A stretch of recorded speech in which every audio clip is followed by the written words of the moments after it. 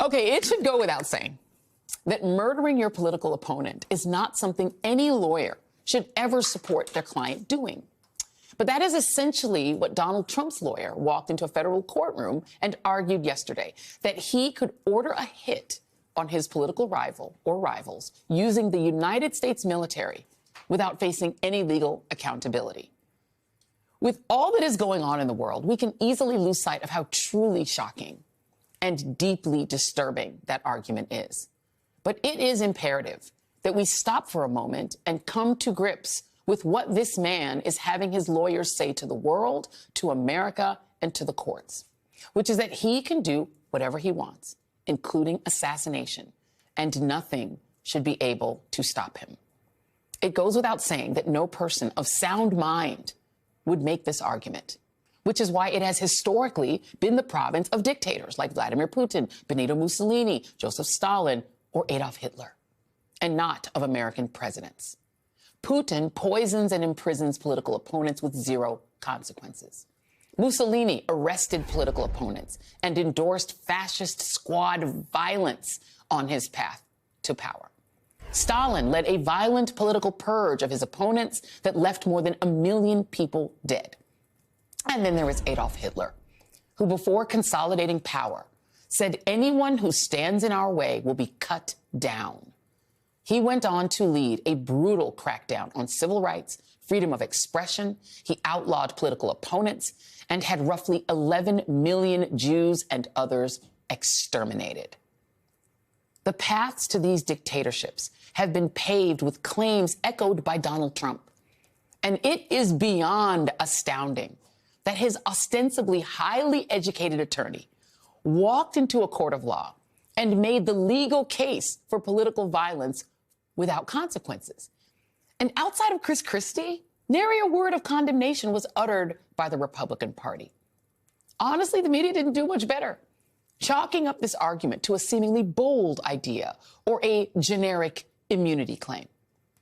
It is also notable that at no point have any of his lawyers in any of his cases encompassing 92 criminal counts argued that Trump is innocent. In fact, implied in their defenses is that he did do what he is being accused of doing, but that he had the right to do it. Joining me now is Andrew Weissmann, former FBI general counsel and former senior member of the Mueller probe, and Tim O'Brien, senior executive editor of Bloomberg Opinion. Thank you all for being here. And you guys have been here offset. Well, I've been losing my mind about this, like literally since yesterday, Andrew, since I listened to this hearing, my jaw dropped. Yep. I would just love to get your unfiltered reaction to it and to the brilliant questioning by these three judges. Yeah, well, particularly, I mean, all three were great. We've talked about Judge Pan. Judge Pan was awesome. Was a standout. I think what you're focusing on is so important, which is the normalization of crazy. If you go back to when Trump said I could shoot somebody on Fifth Avenue, and think about what you all, what I remember, what I thought about it. I just couldn't believe my ears. Yeah. What person, not politician, what person says that? Right. Then add a politician running to be president of the United States. And I was thinking, this is just unbelievable. And we just had an argument in the courts that had legal dressing up of essentially that argument. Yeah. Which was, I mean, there's no way it's going to win, but it was normalized in the sense that there was sort of a respectful sort of back and forth as to why it is wrong. And that in some ways that's a testament to the rule of law, but it is also a testament to sort of how much Trump gets us used to the crazy. Yeah. And to your point in referencing these various leaders, sort of the banality of evil. Yeah. And just how widespread it is, whether it's lawyers, whether it's Republicans who are complicit. Obviously, not all Republicans are, but the members of Congress. They sure are quiet.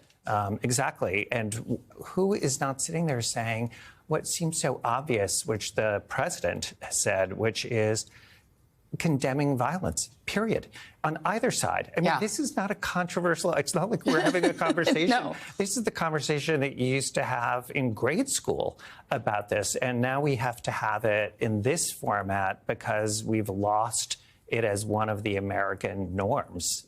So that's my sort of big picture. Yeah. And I think focusing on how much this has been normalized is really key. And I have to say that even for my profession, I feel that every single journalist who approached a member of Congress, House or Senate, should have been asking them, do you agree that the president of the United States should be able to order SEAL Team 6 to assassinate someone? Because I remember the Jeremiah Wright moment when every Democrat was asked, do you condemn Jeremiah Wright? Do you condemn Jeremiah Wright? And this was just a pastor of the man running for president. This is actually the lawyer of the man running for president. And here's why I think they should be asked it.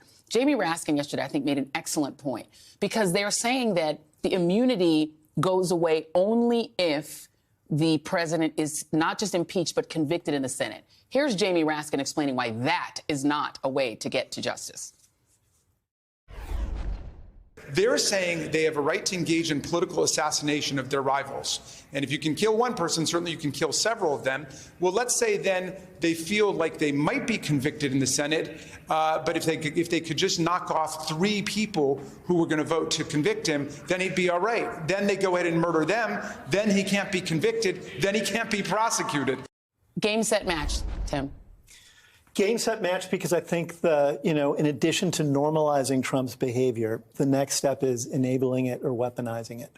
And that's what this large coterie of advisors, politicians, enablers of various stripes have always done around him. And there's some around him who are along for the ride. They like being in the halo of his celebrity or power or the fact that he's center stage. There's others who should know better. And, at the top of the show, you went through our famous list of 20th century dictators. And Andrew just mentioned, referred to Hannah Arendt and The Banality of Evil. One of the Alan Bullock's Hitler biography, he talks about the moment in the early 1930s when Hitler took power. And the German industrial class and traditional German conservatives thought that Hitler would be a useful idiot, that he was somebody who could keep the labor movement down and restore order amid chaos. And he was this crazy guy. Everyone around him liked to wear uniforms and do parades and get in bar brawls, but they could manage him. Yeah.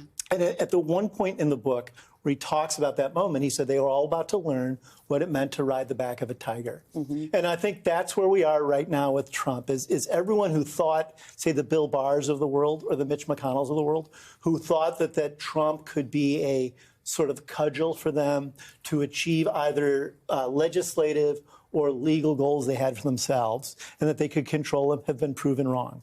The other idiots along for the ride who don't know better are still complicit.